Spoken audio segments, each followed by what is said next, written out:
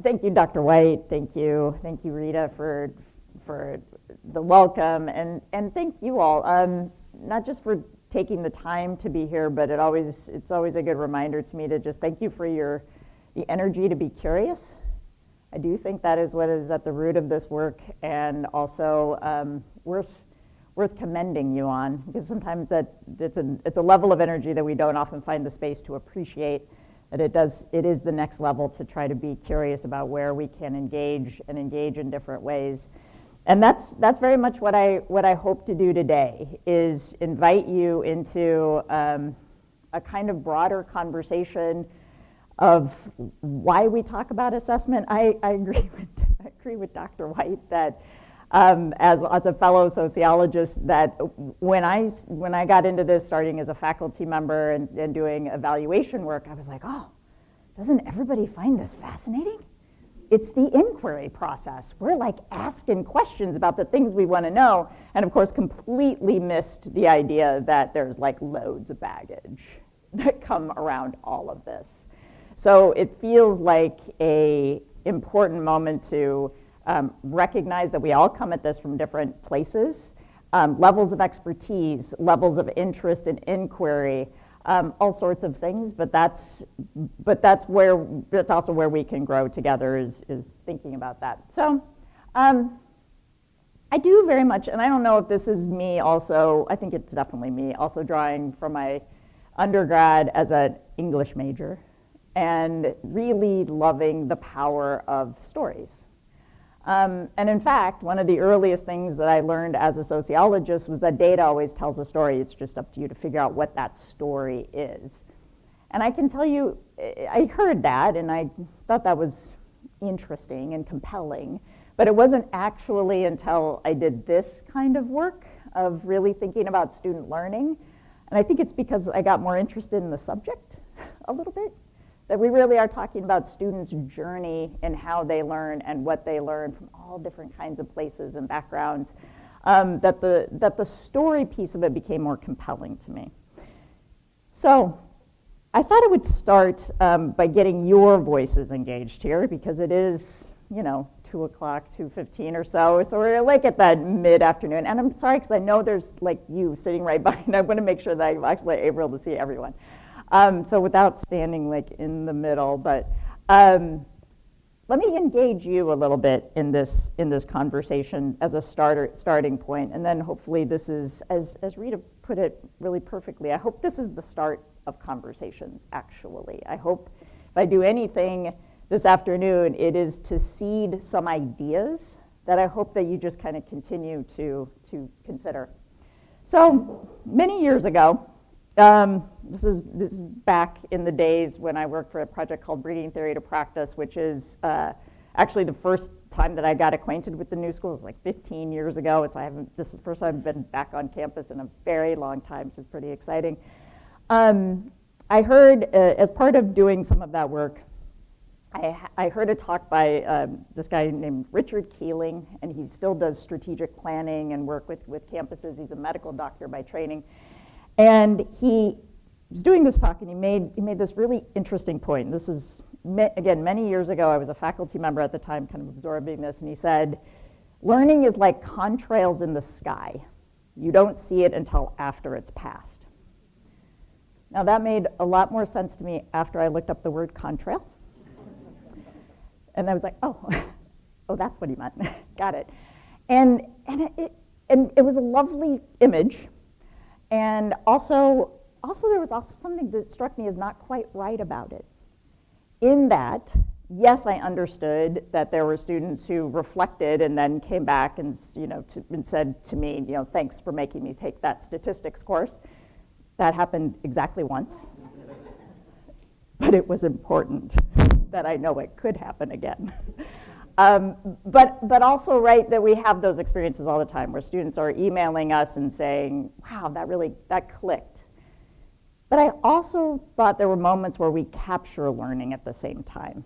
Because I recalled that there were moments in interactions with students where I realized I could see them learning in real time, whether it was the classroom or it was in my office, or we were on campus or off campus doing some service learning, whatever it was, right?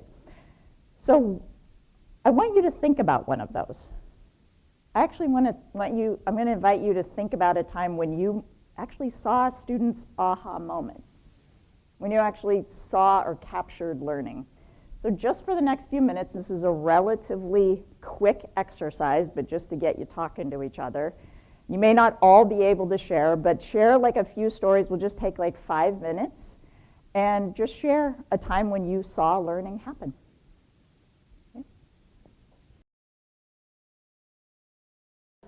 Okay, let me bring you back. Let me bring you back. The hardest thing I will do all afternoon is get you out of this exercise. Do you now want me to go away so you can just do this? I know. If there was ever a time when the like event photographer comes in, it should always be for this. Like, you should see yourselves. Like, you're so animated, you're so smiley, you're so like, and then it was this, and then they were teaching each other, and it was like, right? If we had more time, I'd pull out some of those stories, but you can hear them. You can hear the conversations that you just had and you just shared. Just even by a quick show of hands, how many of your stories invoke some element of reflection? How many of them invoke some element of joy, of excitement, right? How many of them involve some element of rethinking something, like interrogating an idea and coming to a different kind of sense of what that is, all right? How many of your stories invoked something broader than oneself, right? Now I've got a vantage point that goes beyond just this little world that I'm in. Yeah, right. Many years ago, I did and by the way, there's nothing that makes you feel older than saying many years ago.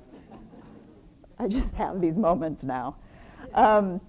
Some years ago, just the other day, I did this study with a terrific colleague, Tia McNair, who was formerly at AAC&U. And we did a study on high impact practices, which are basically just effective teaching pedagogies. And there was a whole quantitative portion of this study, but there was also this really intensive focus group section of it where we interviewed and did focus groups with about 100 students on 9 different campuses in 3 different states. And we did some serious road tripping. And we learned a lot in these focus groups, but the real target of them was, how do students learn? This was particularly for underserved students, but it matters very little. You're just going to hear from students right now. About what it means to them when they learn. This was just one of the questions that we asked them to begin to kind of get at deeper levels of what learning meant to them. And so this question that we asked was, how do you know when you're learning? How do you know when you're actually learning? And I'm curious, I'm going to put up some of their quotes, but I'm curious how many of these kind of resonate with some of the things that you heard. So I think it has to do with not just receiving the information, but understanding it, actually being able to apply it. Because you can receive all the information in the world, but it doesn't mean you understand it, right? This idea that we pack student content into students in this way that they'll just continuously absorb, and then they'll be really knowledgeable. Or this one, after the semester is over, you still have that information. You didn't just cram for the test, you bring it up with people. You actually talk about it. I heard some element of this too. When you see your peers like, hey, how are you doing? You don't get it, all right, let me show you. If we're a group, we're supposed to stick together. Part of what drives learning is an ethic of care and sense of who's in it together. Now we would call this belonging, by the way. Our terms have changed over time. Engaged learning, I love this quote, engaged learning helps you look with community eyes. It's a great, lovely kind of phrase. And I think if we have to see outside of ourselves, how we're going to be able to impact outside of this university, beginning to get that broader sense. And then this one has really changed over time, almost fluidly. I hear about this more and more in these kinds of conversations, but it's like a joy that comes over you because all of a sudden you're studying and you're going over it, and all of a sudden it's like a light comes on. Right? One more. The skills I gained taught me how to translate theory into action in real-world scenarios. It's about how you take what you learn and apply it effectively in a professional setting, something I think many of us, almost all of us, would say we aspire to with all of our students. And I hope you like this one most of all because it's your student. The best assessment should do this. The best assessment should capture not just the joy that students have, but the joy that you have in teaching them, in learning with them. That's at the heart of what we do. That's what makes it great. That's what, as Dr. White put it, that's what we should be capturing. That's how we should know when a student walks across the stage that these are the things that they're able to do, this is who they are. So then the question evolves from there, then why don't we do that? And of course, that's where the baggage comes in, but I think if anything makes me curious about this process, it's how do you take a room full of overeducated people,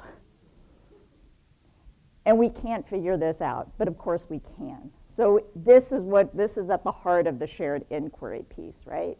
This is at the heart of what it means to actually solve this together and recognize what it is we share across not just our disciplines, but as a community of educators and scholars. This is one of my favorite quotes. I work with Randy Bass at Georgetown University, and this is obviously an oldie but a goodie, but it always reminds me of kind of what trips us up, which is our understanding of learning has expanded at a rate that has far outpaced our conceptions of teaching. For me, as a sociologist, it means we are the problem. We have socially constructed the things that keep us from knowing about what works. And I bet in all the stories that you just shared, you are at the heart of something that works really well because you in some way motivated that learning experience. You brought that reflection to light and to bear for the student. So how do we work across the barriers that we think are there? And some of those barriers are just the differences that we think exist between our disciplines, or maybe our colleges. One of the things that I love about your conversation, this conversation, is the blending of the arts and the professions. It's so cool. And all of that's on the table. And that, I can tell you from a national perspective, is what many, many places are trying to figure out. Where do we find the points of connection? Where do we find the overlap? So let's start from there, and let's get into the story. So this is the agenda I'm going to follow for the next 30 minutes. It goes faster after this, and then hopefully we'll have some continued time to chat. But basic storytelling, truly. I'm going to ride this analogy all the way out, so if you don't like it, buckle up. But let's have some fun with it. Okay, so what's the goal? Why is it compelling? Right? Think of the best. I've even putting this together, I was like, I'm thinking about like the best stories I've read. Why is it compelling? How will it be told? Who's it for? Whose voice is in there? Whose voice is left out? And how clear is it? All right, are you with me? Okay, let's give it a whirl. So the best stories have to have a point, right? You got to know where you're going. You got to know the basic structure of where you want it to go. So ultimately, for students and for our work together in assessment, this is exactly what you started with. How do we want them to be different at the end? So when we see them graduate, what they know, who they are, what they're able to do, and how do we know it? But it starts with that simple question of how do we want students to be different at the end? And I know we could popcorn right now and you could name a number of really rich things and components of what that is. And I'm guessing that some of the dimensions of those were actually still in your stories themselves, of what you thought the kernels of that transformation look like. Because it's not just that students are changed, we do hope they're changed, but changed for the good and in particular ways. So this is a great question to start with, and it's deceptively hard. But it also, the other thing that I love about this question is it implies a trajectory. Think about it. How do we want them to be different at the end? Not just at the end of your course, all the way at the end. So that necessarily includes but implies a longer trajectory than just your course or courses or even your major potentially. Right? How is it all working as a building block? How are they supposed to connect it all to be that process of transformation at the end? So at AAC&U, we have this list of what we call essential learning outcomes. This came out in 2007. So congratulations to AAC&U. We are now that campus that has not updated their learning outcomes in 15 years. And I can say that because I can also say that we are updating them. We are actually in the process and hopefully very close to revising them. If you, and of course, like things like critical thinking are still going to be there, of course. Written communication is still going to be there. Digital literacy and AI, probably going to be on the new one. And I can tell you for sure, another one that will be in this new and updated list is this attention to mindsets and dispositions. When Rita and I met 15 or so years ago, this really wasn't on the radar as much. This was a harder sell. And it's incredible to me that 15 years later, this is almost fluid in any conversation that we have about student learning. The recognition that learning is both guided by one's ability to have a growth mindset or resilience or persistence or confidence. I heard that in your lovely story. But it's also what continues to drive learning at the same time, right? You have to be present to be able to learn, and then learning also emboldens and empowers in certain ways too. So that's a really important piece. And AAC&U, the reason that we have all of those outcomes together is because we would say that that is about fostering a liberal education. That is really at the heart of what our association does. We are not sector specific or stakeholder specific. We would say that we're guided by the vision that all students should have access to a liberal education. That is not a liberal arts education. That is partly that, but not entirely. A liberal education is from the Latin root libere, which means to free. And it is an education intended to free the mind. And I can't think of any time more important to be talking about what it means to free the mind. So this is a quote from Alexander Michael Johns, who ran an experimental college at the University of Wisconsin many years ago. And I kind of love this. This was his definition of a liberal education: someone who is trying to understand what is happening to them in the midst of the civilization in which they live. That's a pretty good one. I think Maya Angelou said it better, which is, in so many ways, segregation shaped me and education liberated me. So at the end of the day, like if we're thinking about shared inquiry, what it all adds up to, I would say in many ways it's not just about transformation, it is about liberation. It is about truly freeing our students to think for themselves, to empower themselves to bring those ideas to bear on the world, and then to continue through complex problems, right? And for you all, I would say, and for every college and university, it's about the translation of that very idea. So what does it mean to truly liberate students' thinking? And anytime I'm working with a campus, I always want to get to the heart of what that means for them. And I would say, at least, and you can continue to talk about this, but at least some cornerstone of this is something you already have, which is in the shared capacities that you've articulated. And if you look at the run-up to that list of what I just presented, you can see how much sense this makes, frankly, when I saw it.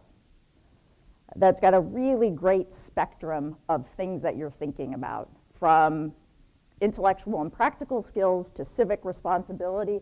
I love, for example, the inclusion of authorship here. That's old school. That's Baxter Magolda days. Like, that stuff's great. Authorship is a really, really cool concept, in addition to all the other things that you've put together here. And there's great reason to think about why these matter and how they translate. So what I also want to empower you to do is think about how you communicate the value of these shared capacities. I even love your language there. The value of the shared capacities to students in the things that they will do.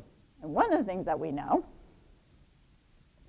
I'm going to brass tacks and career ready for you. We know employers like these skills. They care very little about a student's major, actually. They care far more about the broad skills that they bring to the table. And this is from our last employer report, and I'll show you some other data on this as well. But you can see how this was the first year that we added adaptability and flexibility. It shot way to the top. So you can think of that as even a mindset or disposition. Teamwork continues to reign very high. And of course, the first thing we know about students is they hate teamwork. So we can have a whole conversation about that, but employers really like it. And then all through this list, including ethical judgment, analyzing, interpreting data. But the other thing that you should know is, and we found this out in the last employer report, because we took square aim at these mindsets and dispositions to really get a sense of how much, where employers were ranking these alongside things like critical thinking and written communication. And here's the thing, they rank just as highly. They're up there just as high as exactly those things that we would say, oh, employers just really want you to be able to write and work in a team. Well, actually, they want you to have some other things too. Motivation, initiative. You could think about how your authorship fits in here. But I like this category so much, I added some honorable mentions. We asked about 11 of these, and we will continue to get these sorted. But they're really a terrific endorsement of how much employers are really thinking about those intrapersonal skills that we're fostering at the same time as part of that learning. So it's really important to think about how that works into our plans for assessment and what we're capturing in the overall story. Okay, so I'll come back to some of that employer report in a moment, but so here's another point I want to add. So we tend to think a lot about outcomes, though. So I started with outcomes. All the stories need a point, but we kind of get a little obsessed with the outcomes. I'm not going to lie. And that's all that shapes our assessment. But here's the thing, it's not just the endpoint, right, that makes the story compelling. It's all the other stuff in between. So it's that way in which we're engaging the reader in the story itself that gets them to the endpoint. So this is my own photograph of a painting, of Wayne Thiebaud's painting, and I love that it's called The Student, right? Because this is like the least engaged, right? So I just was standing in the San Francisco Museum of Modern Art just laughing at this painting because it was just so perfect. And of course, the counterpoint to this, that probably didn't exist as much in 1968, but what we are talking about now are things like high impact practices. Now this is just a list. It is not the only list. I am sure you're doing many things not on this list that are engaging. The only reason this list exists is because it tends to be the practices that are most common, the most pervasive, and that we have the most evidence around. That's all. Doesn't mean you're still special. You need me to say that here, you're still special, and what you do is special and unique. But these are loads of evidence behind high impact practices and the ways in which they not just engage students, but engage them across a whole spectrum of learning outcomes with good results. But here's the thing that I want you to think about. Well, let me show you something else really good about high impact practices. Employers like them too. So when we're asking students to think about how they engage in these and the ways in which they're devoting time and energy to these, part of what it was reminding them is you're not just building skills, but the experience itself is valuable. And so we asked in our last employer report, the percent of employers that said they would be much more likely to consider a candidate with these kinds of experience. You can see these all rank quite high. So what do the stars mean? Well, something that we found in the last two employer reports in 2021 and 2023, we'd never found this before because probably, frankly, we hadn't bothered to look. We saw a dramatic difference in age between employers under the age of 40 and employers over the age of 50.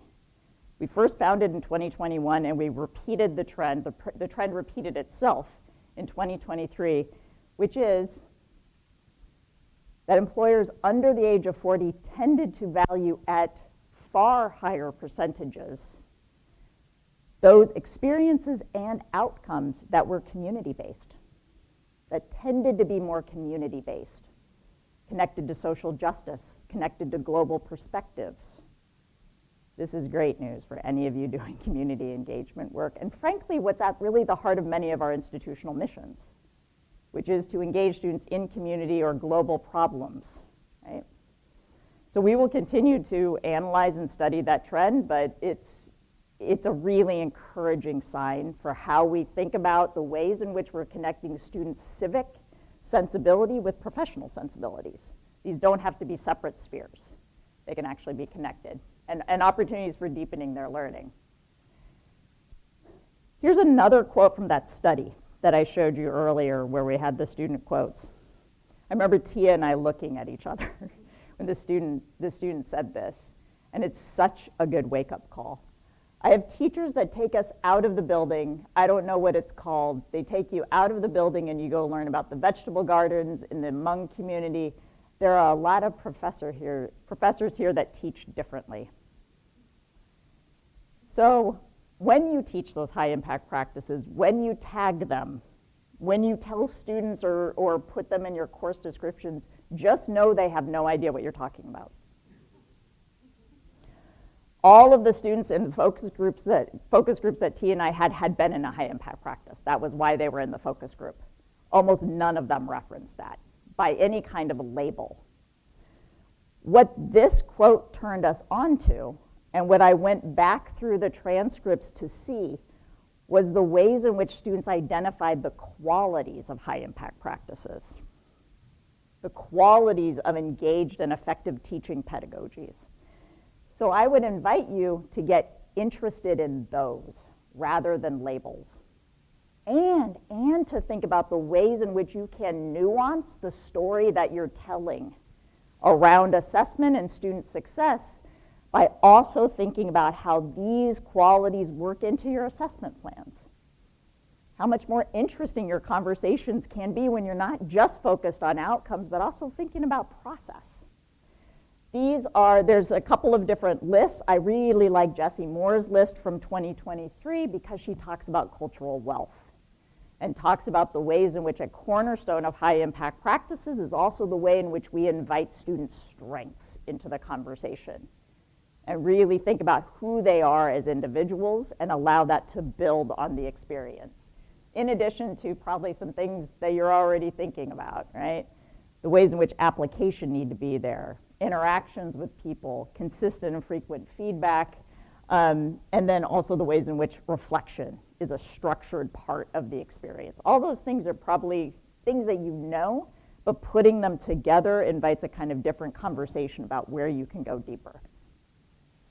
All right, so we know that outcomes matter. We know the quality components of experiences matter for these stories, but also the ways in which you tell the story, right? The tools that you use, the devices, some of which are effective, some of which are less effective, but they all have to match where you want to go. So how do we begin to answer those questions? So if we're thinking, there's a point to this, hang with me. So if we're thinking about broad, complex skills, we're thinking about things like teamwork, ethical reasoning, let's use some of yours, creative making, right? Love that. What does it mean to actually build that?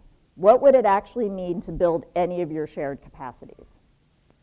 So one of my challenges to you, right, is to say, okay, what if I gave you a picture and a recipe? Could you replicate what's here? Now, depending upon levels of baking skills in the room, there could be wild variation in this, right? For me, it's going to probably be something like this. This is probably one of my favorite parts of the internet, is the craft fails, in which people boldly just post their failures. I love it because it's hilarious. But here's what's great about this. And I would also just invite you to think about any skill you have that's just not the skill that you do every day, right? Like you're amateur whatever.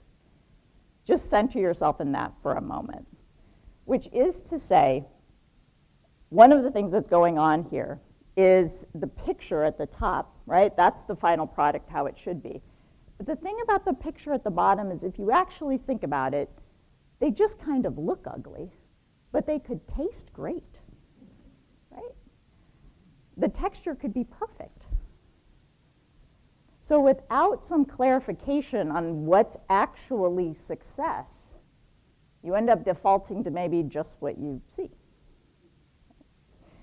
And this is the plug for thinking about your assessment in more complex ways, because you're asking more complex questions. So you've got to have the tool that matches that. You've got to have a tool that asks students to demonstrate. Like if I just asked you if you could replicate, you could say, sure. And then what, you leave, and we're like, oh, and then we've got, 50 sure, think we can do it. But until you demonstrate it, we don't know for sure, not actually. We've got to think about the way success goes across multiple dimensions, what actually qualifies, what are the actual components of success. And then you have to have time to practice, right? Shouldn't you have the opportunity to do it more than once? Shouldn't you have the opportunity to do it at high altitude? This is my way of getting you to rubrics. But can you imagine if I would have started here? Way less interesting. But and please don't read this, you're not meant to read this, way too small. And I know you are already thinking about and working with some kinds of rubrics, but there are national rubrics that you can morph, that you can translate. You don't have to start from scratch by any means, but it does mean actually comparing what you want with comparing the tools with the questions that you're asking. Okay. Lots more I could say about that. All right, so outcomes, quality, the tools. Let's talk about who's in the story. So what is, the picture here is actually a riff on a statement I heard many years ago, that equity is a pair of shoes that fits. And it helped to really reframe that concept for me, in that we all wear shoes, but they're shoes that fit us, right? So how do we think about the assessment and actually the process for building assessment that includes every student, that has that flexibility and that nuance to articulate who students are, how they come to the table, to celebrate that, to recognize it, and incorporate it into the conversations we're having? That is actually not that hard. It is actually not that hard. From assignments to experiences to basically building in elements in which students can choose. It's effectively building in choice, and then of course doing things that we'd normally do around assessment and data collection at the same time. But this is also a place where I would invite you to consider the power of something like portfolios, and how portfolios are being built into processes because they are students' own, because they are projections of who students are. These are a couple of examples from Dominican University of California, but you can see at the top how they can become holders. Not just containers, right? Not just containers of students' work repositories, but actually sources of reflection and students' learning over time, of where they're actually being helped to put pieces together. Because if you really care about integration, if you really care about that process of reflection, you're going to need something for them to come back to. This is a couple other places. Imagine cultivation of well-being is changed out for authorship. How I figured out who I am, how I have constructed my journey. And what's at the bottom here from Stanford's own folio thinking laboratory about what portfolios do. And even if, trust me, I don't think there are any silver bullets to any of this. But when we think about how we encourage that intentionality, this is just one of the tools that can be leveraged. And we had an interesting discussion before, over lunch. Portfolios are tricky. I will say that in lots of ways. But at their best, like any high impact practice, when done well, they can do some great things in terms of integration, the process of curation. So students' ability to think about who they are now. So that curation process is critical. Ownership and identity projection, just a few of the ways that they can be helpful. And this is the last point, right? So say you get through all of the other things, you take all of those seriously. At the end of the day, it's still got to be told well. It's got to be told clearly. It's got to be told in a way that resonates and is meaningful. Again, another quote from that study, it just is the gift that keeps on giving, because they're actually from students. Tell me why this is important, or at least tell me what your end goal is. When you learn this, you're going to become a better adult because blah, blah, blah. Tell me why this matters. Right? So even if you all figure out why these shared capacities matter, if you haven't figured out a way to tell students, you still won't have succeeded. You'll just have a better conversation among yourselves. But your true holy grail is for them to understand what the point is. We talk a lot about scaffolding. Talk a lot about the scaffolding of experiences and outcomes, right? So students learn over time. I thought about that. I was like, well, scaffolding. Well, what does scaffolding really mean? Well, I don't know. It's really just stacking, isn't it? I don't know. I mean, stacking can look a whole bunch of ways. You can be kind of haphazard, or, I mean, goodness knows, you could just stack within your own individual places, and then you're still just as siloed as ever, but you're still stacking. So I think what I'd like to help you change your lens on is to really visualize. What does it mean to create something? What does it mean to show students what that means and what that would look like? In a way that would suggest their shared capacities, that those are actual skills that they're building over time, that there's a visual translation of those. And I can't imagine a better place to be preaching than at the new school about this in terms of how creative you all are. Early and often, right? So as soon as they come and all the way through, so this is my plug for not just orientation, but all the way through, and maybe a plug for advising, but we can talk about that later, and in ways that you're actually celebrating. So that is why when Rita said this is the start of something, that's what's so exciting about it, is the fact that you're all coming together as a community, and that this is the kind of organization where that continues. These are just a couple of examples of where those kind of teaching and learning or assessment days are places where you're coming back together to talk about the outcomes, talk about where your strengths are and where your opportunities are. One of my very favorites was at SUNY Geneseo. I think they've retired this now, which is so sad because it remains one of the funniest. And I can tell you, Assestivus, and I was at the inaugural Assestivus, so you had to be there to believe it. But they did an airing of the grievances. It was all very tongue-in-cheek, but also quite serious. They actually really did talk about outcomes, and they really did talk about assessment, but they just kind of, the English would say, just kind of took the piss out of it a little bit. And it was a great time. And I promised if I ever could, I would recreate some version of it. And so when I went to Dominican University, we created a festival. And so it's an acknowledgement that this can be fun, that this can be a celebration and a place to celebrate your successes, share some humor, and then also do some really, really good work. So just to encapsulate, here's what I think you need to tell this story well. You need to align your outcomes, define what quality means in the process of getting there, use the tools that matter for the questions that you're asking.